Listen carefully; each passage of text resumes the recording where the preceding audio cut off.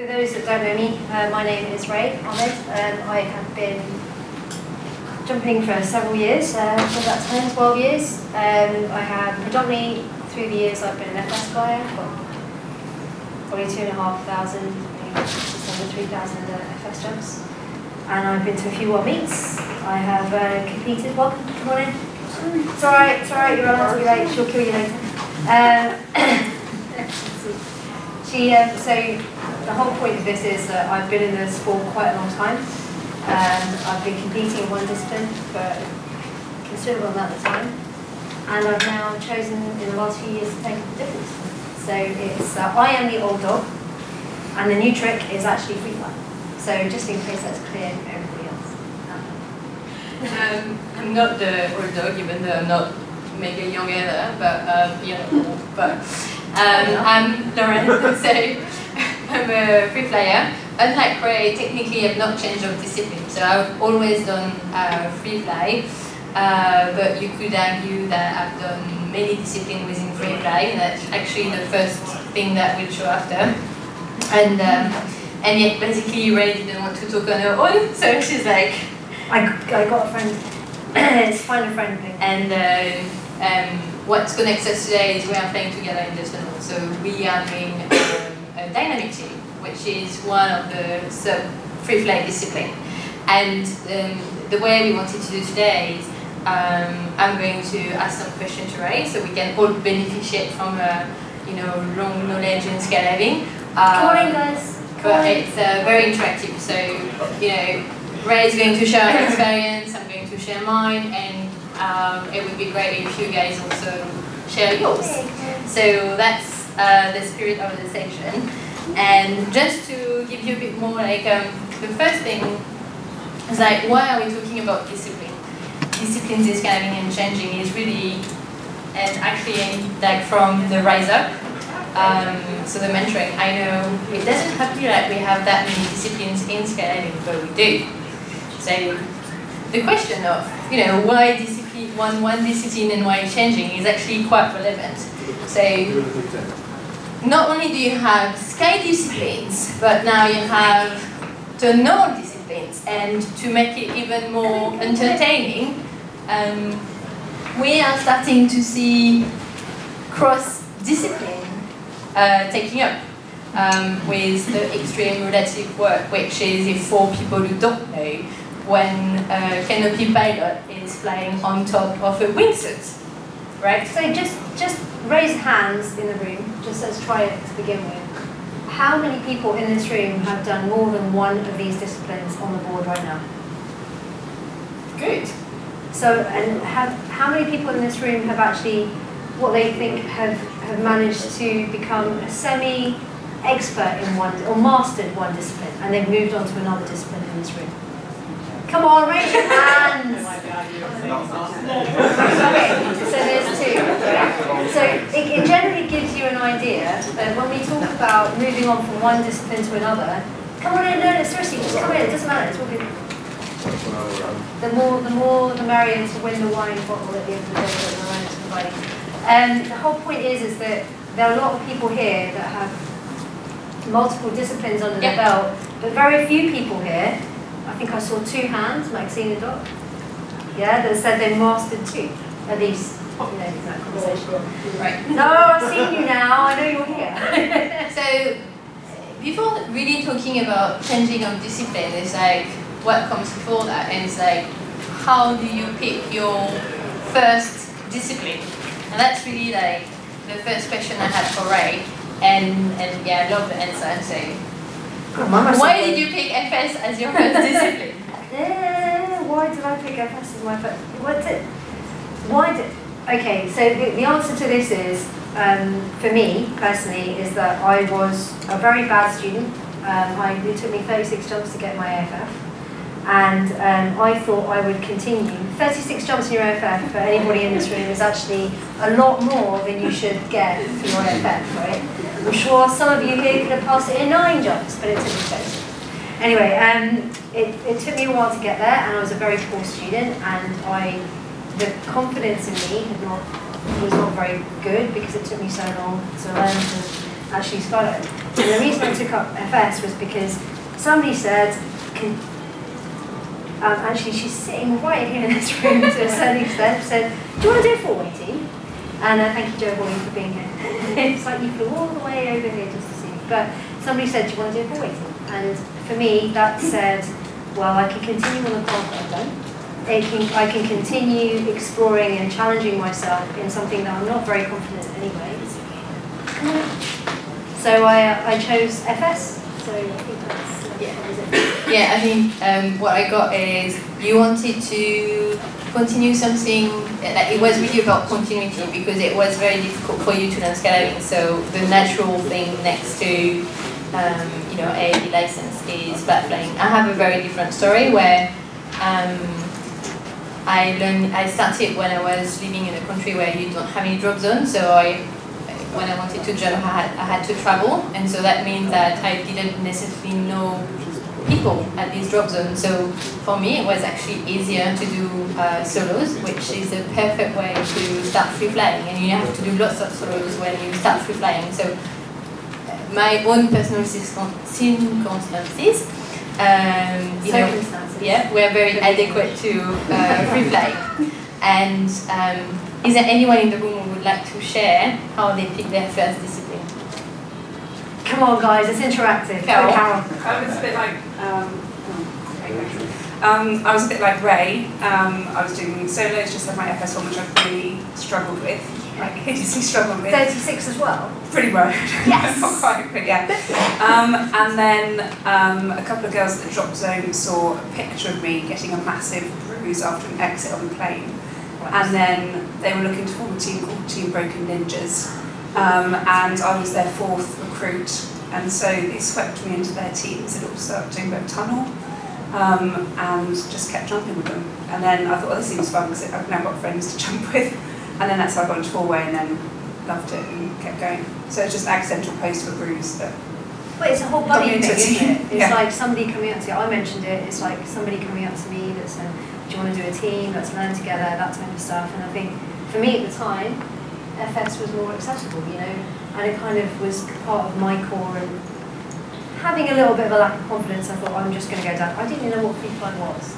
I didn't know what wingsuiting was. I didn't know what cool and groovies, as they are, actually did at that time. At the moment, for me, it was one jump at a time. Just get better at this, get better at that, get better at this, and that was really important. Anyone else? Yeah, Maxine. My story is very similar to Ray. In fact, first teammate here, bless this guy, someone came up to me at 100 jumps and said, you want to get on the FS team. And the point I wanted to make is that in my current discipline, canopy piloting, and perhaps free fly to a certain extent as well, you have to be a little bit more experienced before you start playing with that. So of course, the point at which we get involved in the discipline with FS, what's so great about it is that you can do it right off the bat. You know, when you have 100 jumps, like I was very fortunate to have that opportunity. And perhaps that grabs people early on, and it gives them an opportunity to progress from there and to be involved in discipline and affect off of that, because then they get the feel for it, and maybe like myself, then you move on to another discipline later on, and perhaps the other types of disciplines that require a little bit more experience will pick people up when they're more experienced and able to actually be involved in that particular discipline.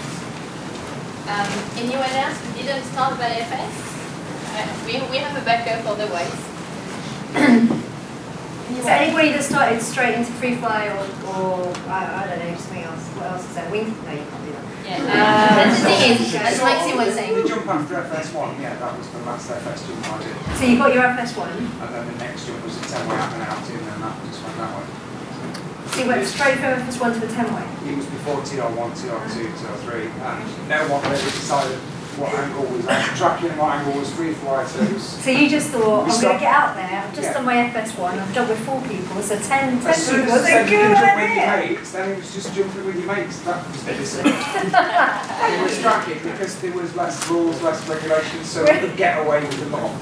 Then you It's did. not big or clever. I wouldn't suggest it nowadays, but it was fun back then. Thank you for that. Thank you, Pledge. Yeah, so just to give you a bit of an array, like it's great to have people like give us their experience.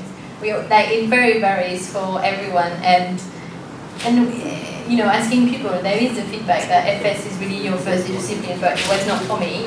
it was not for Eva, who was always very attracted to Freefly.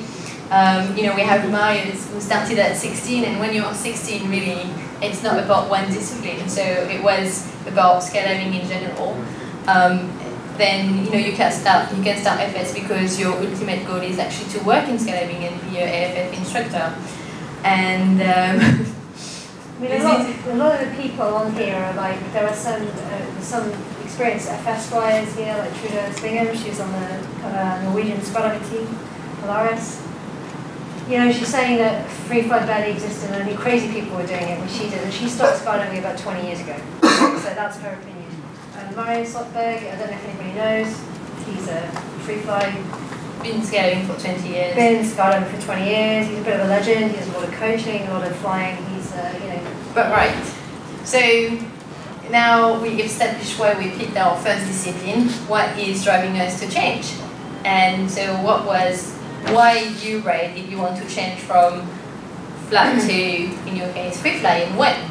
Okay, so for me, the reason for change was pretty much I've been doing FS flying in a team for a number of years, and I have been competing for a number of years, and I reached a pinnacle of mine and my team's capacity at an average that we get was just above an 18 average in FS. And then we went to a world meet, finished a world meet in 2014. I'm sure there are a few people in the room that probably understand these stories but might have dealt with it. I'm not saying anything, they might have dealt with it a little bit better than me. I finished the world meet in 2014 and I came off a complete low. It was like I spent 2 years with this team and this lineup, and we've literally given everything we could possibly give to make sure we took, you know, personal relationships suffered, work suffered, careers had suffered, everything had suffered for us to make sure we could come back with a medal from a world meet. And after that, what the hell do you do? You know, and I was like, they're going, at this point, I was actually, I'll be honest, I was quite depressed. I didn't know what to do with myself. I had this sport, but I couldn't continue in FS. And I was like, they're going, what do I do? I've lost all my buddies, I've lost all my network, and I wanted to quit my job. And for people that don't know, I'm actually quite a highly paid investment banker. And I wanted to leave my husband, who I'd only married like 3 years ago, and I love very much. And I literally wanted to go, I don't know what to do with myself. I was stuck. And for me at the time, it was like, okay, Dean, my husband, who just watched me give up 2 years, pretty much like half of that, so a whole year committing to four-way, then turned around and said, why don't you try Freefly? Idiot. Because one of my mentors and somebody that's been a big part of my life, Pete Allen, actually turned around to me like 6 months later after I started the Freefly journey. He's like, does Dean know you very well? Because he knows you're going to commit to the Freefly pretty much as much as you're going to commit to the four-way. So that's why I chose a different discipline, because I had this huge gap where I needed to be part of something and still part of my sport, but I couldn't really continue with the FS because I reached the pinnacle, but I wanted to try something new, I wanted a challenge, I needed to fill that void. But did you not find that, no, but on that is like, could you not have found other ways within FS? Like, No. Like big way, coaching? Through the years of doing FS, and I know we've just spoken about the big way stuff just in the meeting, in the talk before, but I think FS for me is and I'm going to say it and I'm going to be open and bold about it, is very one-dimensional. And I thought I had reached the maximum of what I could have reached for me as a flyer in one orientation. And I wanted another challenge. I wanted a goal that I could give myself as a Freefly student, the opportunity to learn something else, and not in a team environment. So I needed something that I could learn for myself, that I wasn't dependent upon other people, that was, you know, different. And I think the problem with this with FS, you go and find other buddies to go and fly FS with, so you go into a team.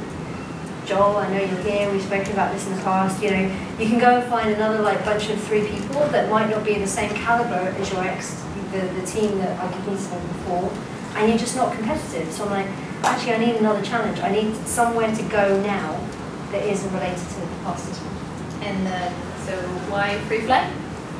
Because it's cool and groovy, but also it's different, and I knew that when I looked at people free flying, I could see the free Freefly, it's a massive journey and I've never experienced it before. So I knew it was going to take me probably the rest of my natural born life to become a gifted skydiver in Freefly. So that's why I chose that.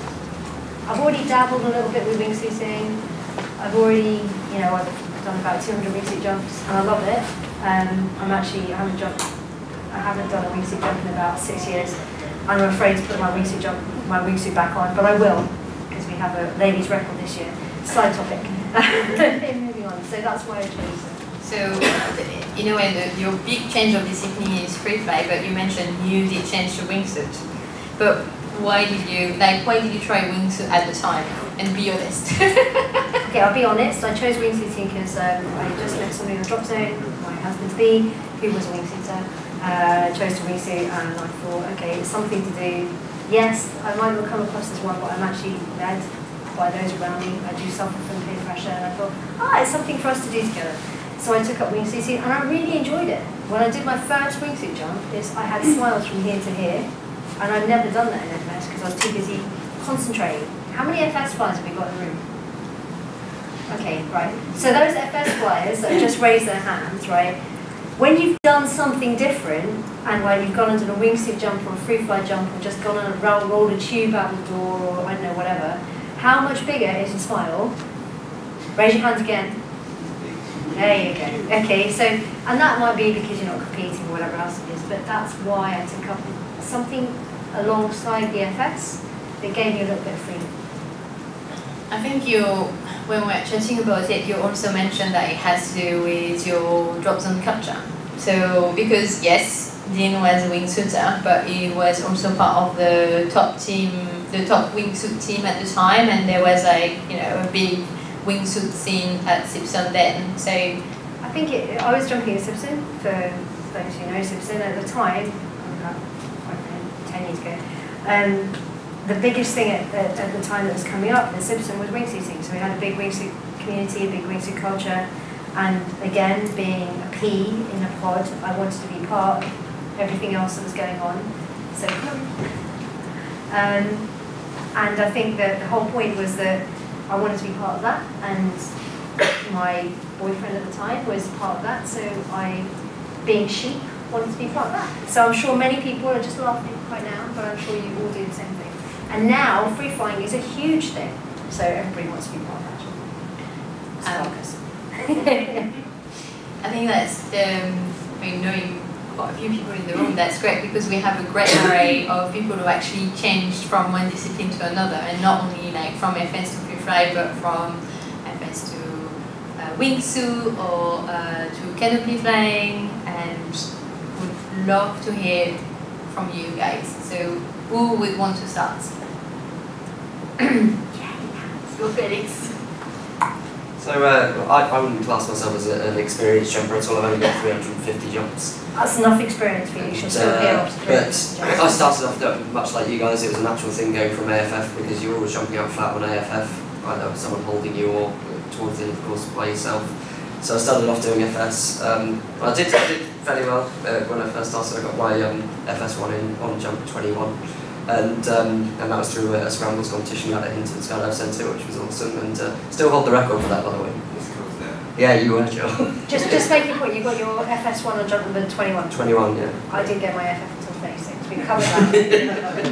That wasn't a dig at you, sorry, right. But yeah, I took quite naturally to it, so I naturally carried on doing flat flying for quite a while, and then my sort of jumping, I injured my back quite badly and avoided surgery, not skydiving, avoided surgery narrowly, and so I had quite a break, nearly 2 years out of jumping. I came back into it and I just didn't have the buzz anymore from flat flying, and then somebody said, why don't you come and do tracking?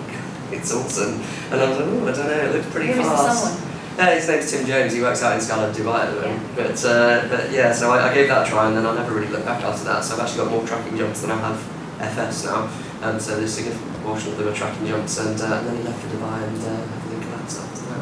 Are you still tracking now? Yeah, so I've actually had to take a break, so I've just gone back to university to study for a Masters in Medical Science now, so everything's quite full on, so I haven't jumped since October. But yeah, all of my jumps up until that point were all tracking.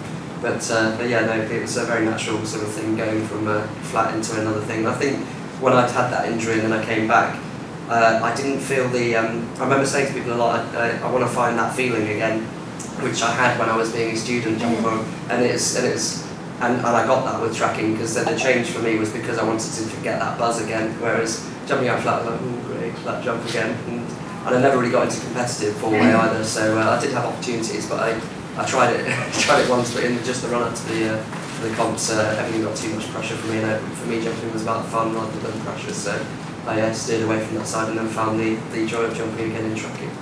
I feel like we're in an AA meeting, but thanks for sharing.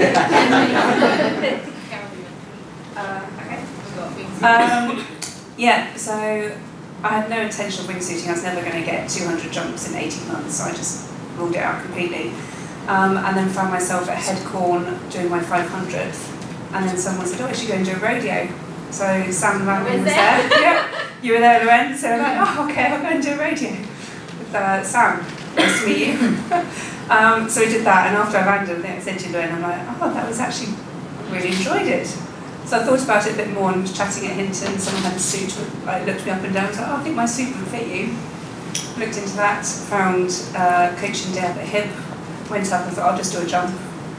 And that's it. I remember feeling really nervous, but kind of nicely nervous, going, oh, this is something really fresh. And kind of, I think I know what's going to happen, but I'm not too sure.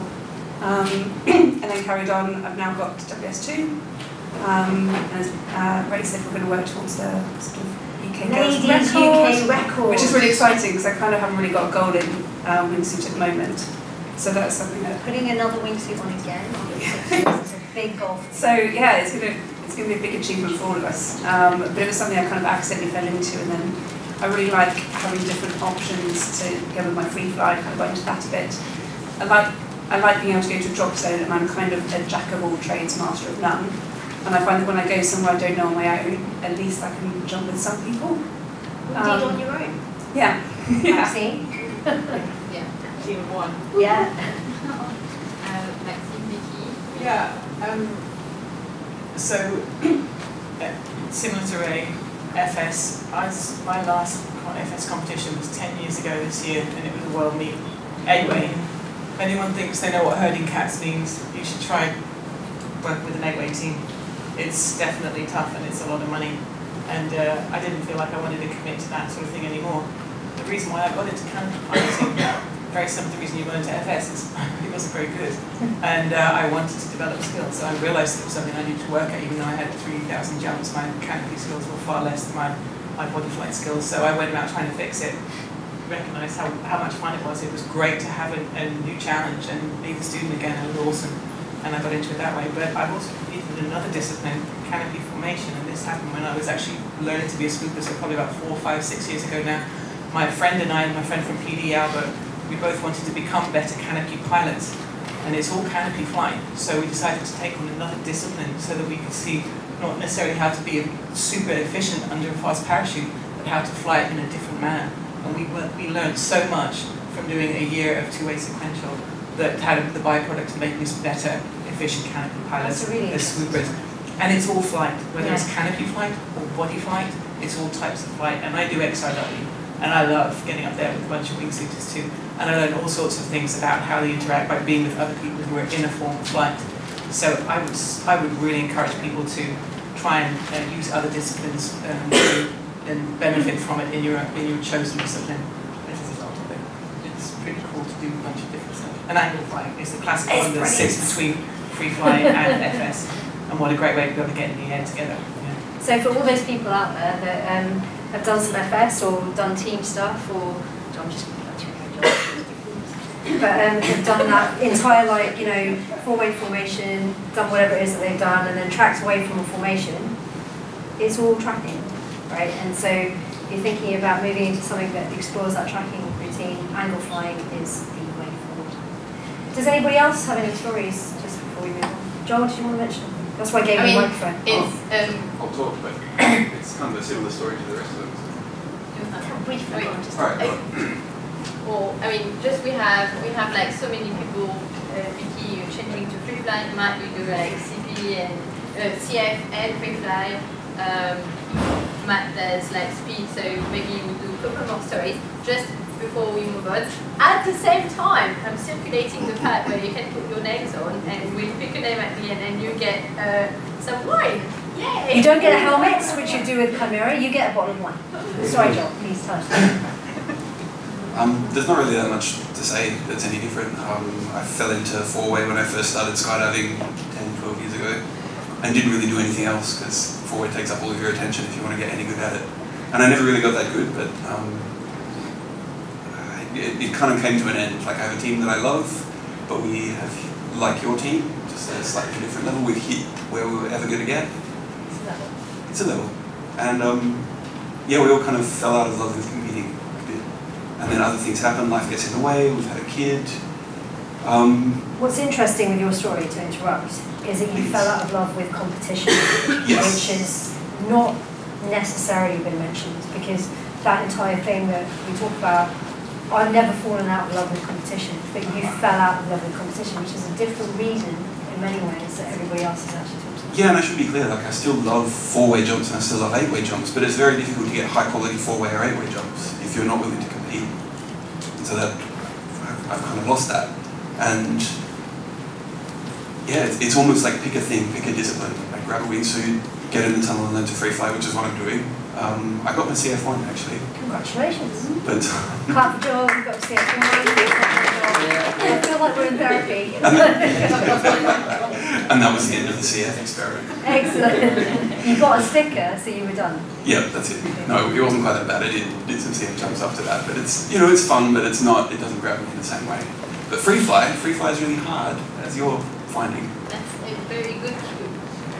Yeah, and it's cool to find something that's really difficult and to suck at something again. So yeah, anyone want to follow up on that? That's cool. Yeah, just if there is anything we can take, I think the big takeaway from the whole room sharing is that it's totally doable to change of disciplines, and it's actually maybe more common than we think. And so let's just time-wise, I'll show you quickly the feedback that we got from other people in terms of changing of disciplines. And you know, like you have some people who will tell you you're not a complete skydiver until you can do every discipline. After there is like, you know, maybe at your local drop zone, the level in one discipline is not the one that you are looking for, and it might be easier to change to a discipline where you know, you can excel, do it by yourself. After there is like seeing the birth of like a new discipline and wanting to be part of it. That is a driver, and or you just like, you know, follow the crowd and be a jack of all trades, and you want to be able to jump with everyone at the drop zone. So it's, you have a bit of everything. Now, it's, as you said, John, it was a very good cue around like, you know, how do you do it, and especially like freefly can be difficult, and you know, especially when you come from a background that you're already an experienced skydiver. I mean, it's always difficult, but you have different expectations when you've been in the sport for a little while. And so, Ray, tell us a bit more about how did you actually do it, about changing of discipline. So, as Lorene's mentioned, I reached a certain level of FS flying, and I think for me that was like, okay, fine, I'm good. You know, you can. Everybody's got a little bit of an ego, but not very much, and I don't have that much. But I like wander around going, okay, no, I can do this freefly stuff, and like, you know. Then you go into a completely different scene of people, and you're a baby all over again. You're like this one person that's got no clue, but you're so good at one thing, but so rubbish at another thing. So good at one thing, rubbish at another. It's like this whole dichotomy going on. So there's a lot of management of actually, Ray, you were good at it because you did 200 hours in the tunnel, you've done 2,500 jumps, you've done this. You're not immediately going to be good at something else, right? At the end of the day, it's a completely different discipline. But I'm still 2 years into this journey, and I'm still telling myself that every time I go back in the tunnel, every time I go and do something, is that you still have not done what you need to do to get there. And the way I've done it is I approached it, I'm a little bit older, that's where the old comes into the old dog, but I'm a little bit older, so I'm lucky enough to have been working for a little while. I can change disciplines by having a little bit of money behind me. And how did I do it? I went to the tunnel. I would use the tunnel as my first source. I'm really from the FS flying and the discipline required, I made sure I found a good coach that I could develop with, that understood me a little bit well, and could kind of pick up on what I needed from it. A lack of self-confidence was a big thing for me, so I needed that.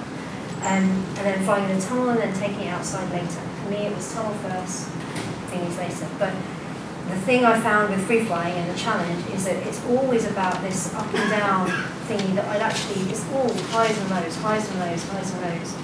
But I didn't realise I had an FS, but I'd forgotten that because I'd done it on one-on-one or whatever else. I'd done it 2-on-2 or with the team, but early on, because then with the team stuff that I developed in the FS flying was in a competitive environment. We're doing it as a team. We're trying to there's a joint goal. There's this and that, and we go away and work on our one-on-one skills to get better as a team.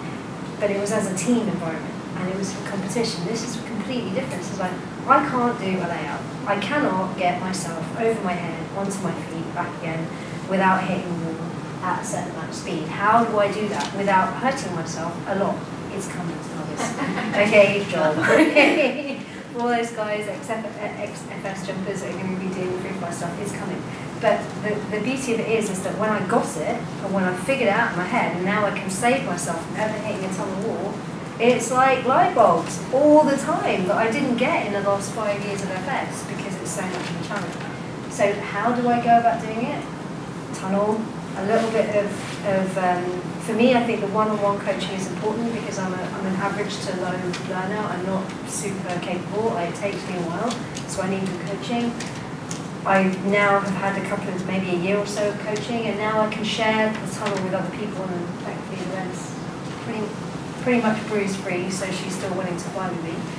So we're doing a team together, so you can then learn to share the time together in the tunnel with other people.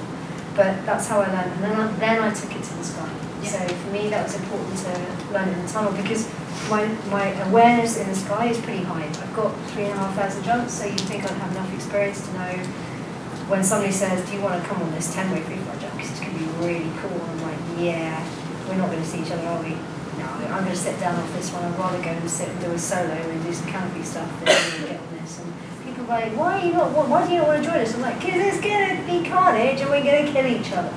So I took the experience. See, people are laughing because they've experienced this, but the whole point is that I have FS skills that, just not even FS skills, it's just experience in the sky that I know I have. So I took some skills first, learning to free fly, and then to jump to stuff. I think when like one of the things you were mentioning is like it's the way you approach it in the sky is very different. Like you were like, can you tell us about your first jump in the sky? Because I think it's a good illustration of your learning curve. Gab's not asleep in the corner. You still here, Gab? Did you sleep? See? I don't know. So I was very lucky that my first, I was lucky that I had friends that could free fly that were willing to jump with me. So it was go up to drop zone. The first few FS jumps I did with buddies that were like, oh, we know she's got awareness. So yeah, she's been doing this stuff in the tunnel. She's not going to lie to us. Of course she's not, right? Get out, let's hold hands, let's get, whatever. And then within 4 jumps or 5 jumps, I had my FS1. So my experience of taking it to the sky was because I had the experience of all of the time I've done before in whatever wingsuit, FS, big wave, whatever orientation. The other thing you didn't mention is the fact that you had, you had to start from scratch. So all people had maybe an expectation of your flying because you had so much experience, but it's awful. Okay, I'll give you an example of how this feels, right? I was in the tunnel, I'm sure Steve House is actually here, but I'm one of Steve House's students. I learned with Steve, and I'm in a tunnel, and I'm one of his students. I met one of his other students for a little while. We got some time together.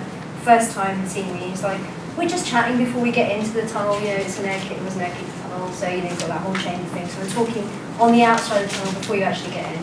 And this guy's going, how many jumps you got? I'm like, about 3,000 jumps, whatever it was, And he's like, I've got about 200 hours in the tunnel. But that's where I left it. I didn't think about explaining anything to him. I didn't see what the point was. It's just like, he's just asking me a question, I'm just answering as I would answer anybody's question. It's not whether it's a good thing or a bad thing, I'm just answering the question. Get in the tunnel, and it comes back down to these bloody layouts, I'm telling you. But we went back and I was trying to do some stuff with Steve and do some layouts, and you could tell, as soon as we came out, like, this guy turned around and Steve was like, holy shit, 2,500 jumps, so like, 200,000 as well. And it's like, at this point I was like, do I want to explain myself? But I was humiliated. It was awful. It was like, you're there going, but I'm so good, but I'm so bad. And that whole thing of like trying to swallow your pride and go, you know what, I'm learning something new. And this is great. And I wanted to quote him at the end, but I'm going to do it anyway. Does anybody here listen to the podcast on Radio Skydive UK, the Radio Skydive UK podcast? Yeah, you just talk at the job. But they recently did a coaching thing, and Pete Allen was, he's a big hero of mine. He's been coaching me and mentoring me in FS for many years. But one of the things that he says is he takes up a new sport every 2 years. He learns something new every 2 years. He also, and he does it because it keeps him fresh, and it keeps his coaching abilities fresh. And I think that's a really important thing. And if anybody's met Pete, I don't know how many people have in this room, they probably know he's the most humble human being that there is, with somebody with the most experience that he has. And it's great to have mentors like that. And swallowing the pride is tough. And I know, Jazz, you're sitting in the back, quietly like stroking your beers. But Jazz is another one of those. Reflecting on everything you're saying. Sorry, you're just nodding at me, yes. going, yeah, exactly. Because Jazz is also going through this entire experience of like swallowing that pride. Carol's doing the same. You're about to start doing the same. Joel's doing the same. Everybody does it. George at the back, thank you for joining us. We're all trying to. It's hard. You get to do things. You're at a certain level, and then it can be bullshit. But you just have to go over it. Just 10 ways. We might get to my favorite piece, or my favorite question is. Having been in one discipline and now being like an experienced skydiver, how is it to be in that community, and what's like, do you have a different perspective on skydiving? And then, I have another question, but let's start by that. So how is it now that you're an experienced freeflyer? Okay, so how many people here jump at nethers? Or have jumped at nethers, right? Okay. How many packing mats have they got for different disciplines at nethers? 5! Thanks, Jazz. Okay, so you go into nethers, you go into a massive packing hall, and there's a group of people on the FS mat, there's a group of people on the wingsuiting mat, and there's a group of people on the freefly mat, right? And the three of them won't talk to each other. So I actually swam, pretend swimming, across from one mat to the other, because I do each of those disciplines. But it's like, Jesus, guys, it's like, you can talk to each other. We're all humans, we're all doing the same sport. Yeah, it might be slightly different disciplines. But I think from that perspective, it gives you a little bit of an idea of how different sports, you're attracted, different disciplines, you attract the same kind of people with a slightly different mentality. Can you tell the story of the 4-way at Simpson? Oh, okay. Okay, a prime example, 4-way at Simpson. I was wandering around in my freefly suit. I was wandering around, and the FS instructor at the time was looking for somebody to fill in and to be a student in filling in a 4-way for an FS1 dive. So I'm walking along, and I was like, I stopped him and I said, oh, you were wearing your freefly suit? Freefly suit, yes. I was wearing my freefly suit. And I turned around to him and I said, if you need somebody to fill in, I'm here, I'm available. I can tell you a little bit about myself, but just find me if you can't find anybody. And he looked me up and down, and I could see that entire look. He looked head to toe going, what the hell is she going to do on this formation? I was like, that's all good, walked away. And then I came back, because I was doing some other jumps, and I came back, and the guys come back to me, and it's like, oh, do you mind stepping in? It's going to be a bit tough. I'm like, okay, fine, just talk me through the dive. We crept it a little bit. And he turns around to me, he says, it's all good, I'm gonna film him track off, I've got my camera on him, I'm going to do this, I'm going to do that. I'm like, okay, just nodding, going, okay, fine, just a good body. And he's like, you're not going to put on an FS suit? I'm like, no, I'm good, freefly suit, I'm sure it'll be fine. I can do this, don't worry, I won't mess it up for him. The student was amazing, by the way, and he got his FS1 straight away. Okay, I also have a camera on my head as well, it's all good. And then the instructor, the FS coach, had actually just, as time came to, I don't know, I think it was about $5,500 or whatever it was, he just buggered off as the student was meant to do his turn to track. And I was like, okay, I'll hang around. And I just started across the sky, film this guy, and like give him his debrief on his tracking because he was a little bit worried about his tracking. And they got down on the ground, and the FS coach came and said, I'm really sorry, I had no idea who you are. I'm like, who am I? Okay. I'm just another body you asked to fill in a formation. And he's like, no, I'm really sorry. I'm like, okay, so the one thing that we can learn from this is that if you're going to tell a student you're going to go watch and side slide as you track, you should probably actually do it and learn it from this way. But it's that whole thing. Because you were just wearing a Freefly suit. Because I was wearing a Freefly suit. I mean, it's just crazy, really. Freeflyers can generally do a little bit better stuff. Also, I love that story. She wanted to share it with you all. I would agree with you, Ray. When I've been to a drop zone that I haven't been to before, whatever suit I wear first, I'm then kind of labelled as that. So, yeah, I've been called like on my own, like I happen to a wingsuit jump, and I'm like, I'm going to do some tracking, and people are like, oh, well, you're a wingsuit jump. I'm like, well, no, I've also got my fat suit. I can do some four-way, but I do find if I go somewhere I'm not known, whatever they see you in first. And it's really interesting now as they move between different disciplines. We've all so much to learn from each other. Exactly. Yeah. Great. So that's actually the next point. Is like and quickly wrapping up because before any more questions, it's like you know, what are actually the difference? Is there that much difference between the disciplines today? You know, and from one to another, are things changing drastically? Yes, I think things are very different. I mean, in the sense that I think that every discipline aside, experience matters and it counts, and you build it up through time, and it doesn't matter what discipline you do it. I think that the disciplines themselves are. I personally think that free flying is trying to fly in so many different orientations that it just is going to take longer for me to master. Yes, I tell myself that every day, by the way, every day. It's going to take myself longer to master, and I think that, you know, and it's going to be more expensive because I have to learn that on my own. I can't necessarily do it in a team environment. You're trying to get to a point. Another point, which is the fact that, for example, now Freefly, you see freeflyer.live or apply techniques that have been in flat flying for a very long time. Using creepers, or like using a tunnel, or like, you know, visualizing. This is a big thing as well, right? Okay, like if I don't know if we've got any free flyers in the room, been in a wind tunnel, trying to find the lines or whatever else it is, you know, I'm trying to bring my FS visualizing skills into the free fly world, and it's really hard because I don't see things upside down. Okay, I need to spend more time looking at things upside down. So yes, using that discipline from other disciplines is actually very good. Yeah, that's so the point I was trying to make, which is also your point, is what it is. The way of going through a discipline and mastering it is actually not so different from one to another. Yeah. The same steps that you take, you know, whether you want to learn free fly, you want to learn canopy parenting, that's what you were saying during the Girls Can't Fly talk a bit earlier, and saying you need to commit, and you know, you need to apply techniques that work in other disciplines, and it's only through these little steps that you will actually be better in that discipline. So yes, I mean, you know, free flyer or free fly looks much cooler. Speed is the new one in the blocks, and you know, it's super cool as well. But the way to actually get better at one discipline in the end doesn't really change.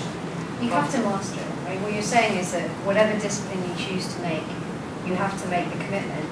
It's not, it doesn't, but you know, I think the British cycling team have talked about this a lot. You know, you have 90% of the population can have, 10% can have some talent, right? I'm sure all of us in this room have a varied amount of talent, you know, that we can utilise.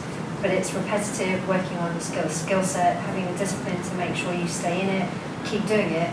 It doesn't matter what discipline you do, you need to be able to do that, and it's going to build over time. For somebody that's changed disciplines, or thinking about changing disciplines, you don't always have to master the discipline that you're in, right? But changing disciplines does not necessarily mean you're going to be as good at the new discipline that you try that you've just done. And that's where understanding that you have to commit the same amount of time to it is important. Little break. I don't think my beanie moving around too much anymore. I don't think this side had the beanie. Oh no, don't give him it. Don't give it. Please write down your name. I think we need the beanie on that side of.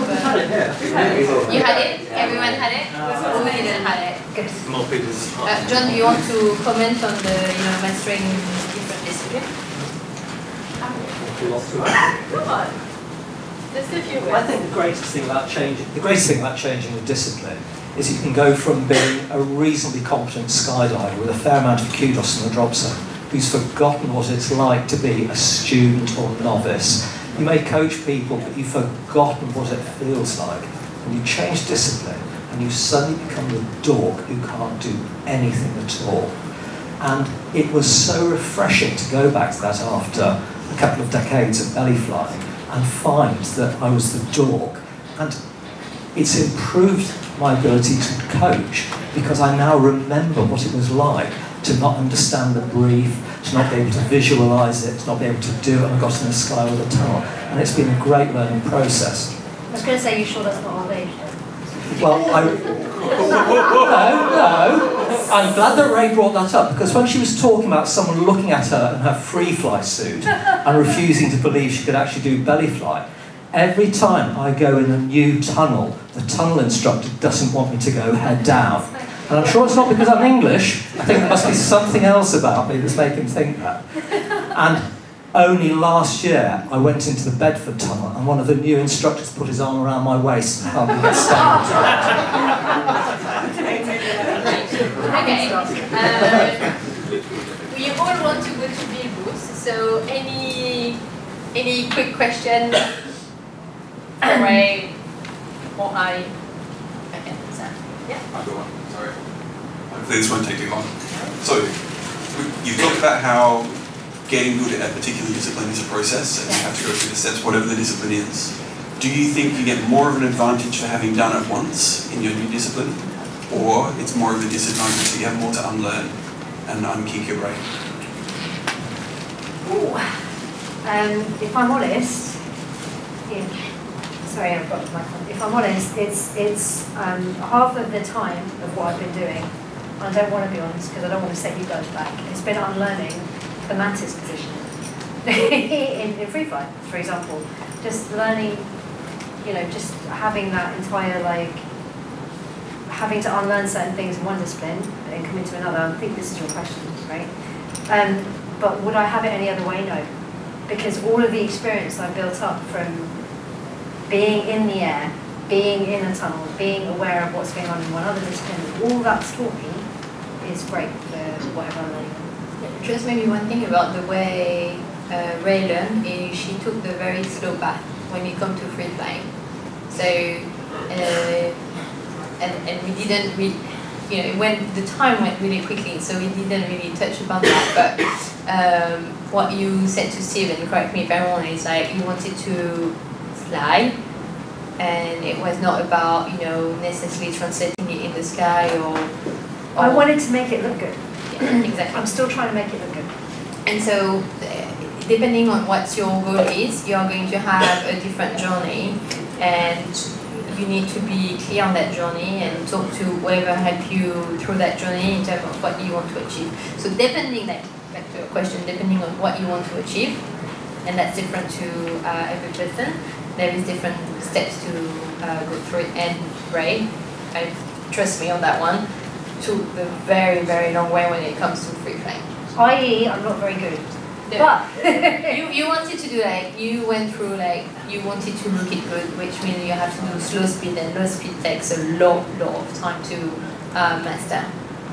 You have much shorter version to do free flying in the sky. Just one final observation for me in general, and that's speaking to Maxine, to Wes, to any of the guys that on the canopy climbing side, or anything else to change from another discipline to another.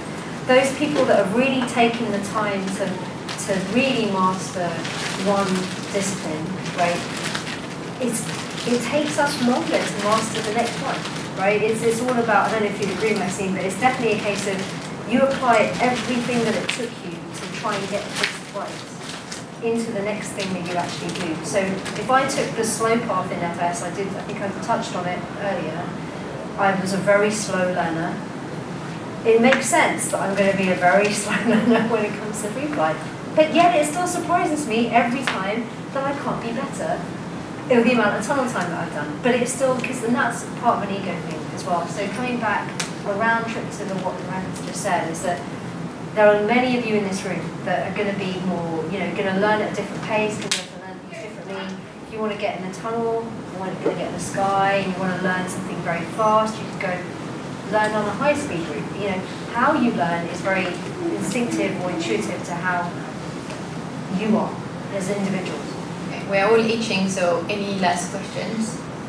But in any case, I think what we would have gathered is Ray and I are quite passionate about the topic and love talking about skydiving. So it's like we can continue that discussion later at the bar. Any last question before I announce the result of the bottle of wine? How many?